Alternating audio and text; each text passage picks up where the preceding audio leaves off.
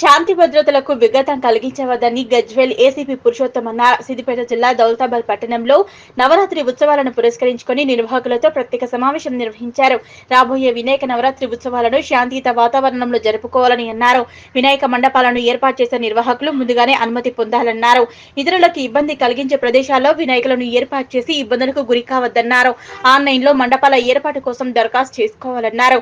మండపాల ఏర్పాట్ల నుంచి నిమజ్జనం కార్యక్రమం ప్రతి నిర్వాహకుడు బాధ్యతగా ఉండడంతో పాటు ఎలాంటి అవాంఛనీయ ఘటనలు చోటు చేసుకోకుండా సహకరించుకోవాలన్నారు. ఈ కార్యక్రమంలో tahsildar Sujatha, MPDO Venkatalakshmi, Toguta CI Latif, Daulatabad SI Sriram, Premdeep, పలు గ్రామాల యువజన సంఘాల నాయకులు పాల్గొన్నారు.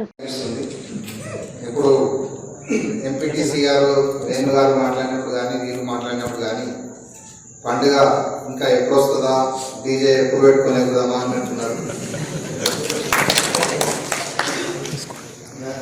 రియల్లీ హ్యాపీ అనిపిస్తుంది. అంతా ఎందుకు ఉన్నారు ఇక్కడ.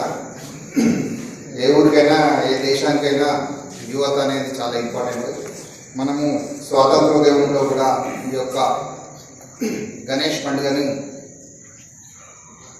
జాతి అంతా ఒక్కదాటిపై నడవడానికి అని చెప్పి మన ఫ్రీడమ్ ఫైటర్స్ అయినటువంటి బాల గంగాధర్ తిలక్ గారు ఇటువంటి పండుగలను మనకు 9 days 10 days బ్రిటిష్ వారికి వ్యతిరేకంగా మన ప్రజలందరినీ చుట్టుగా ఉండడానికి, కలిసి ఐక్యమత్యంగా ఉండడానికి అని చెప్పి అప్పటి నుండి నిర్వహిస్తున్నారు.